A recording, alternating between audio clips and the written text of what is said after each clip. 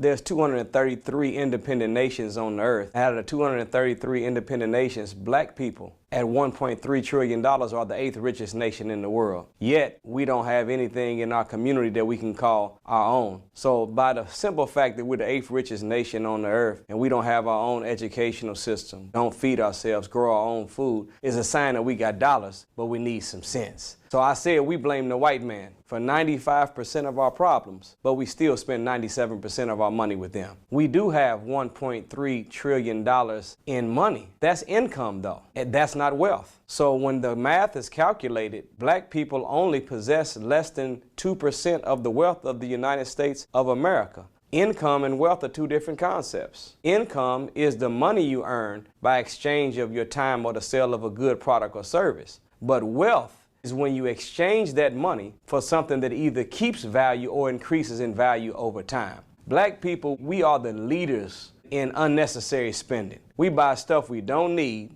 from people that we don't like to impress people we don't know, and at the end of the math of the equation, we end up having nothing but a whole bunch of name brand stuff, but never businesses that we can pass down to our children or real estate that increases or keeps its value over time. So we've got income, but we don't have the wealth. That's why I said we've got dollars, but we need some sense. Out of that $1.3 trillion, do you know that we spend $23 billion a year on clothes, $11 billion a year on furniture, $3.2 billion on keeping up with the latest cell phone that came out, $46 billion on cars, $60 billion on legal and illegal drugs, $32 billion dressing up the outside of our head. But when it comes to dressing up the inside of our mind, which is the purchase of books, only $300 million is purchased in books. My people are destroyed from a lack of knowledge. So we should be investing more in the building up of the mind and building up of our character,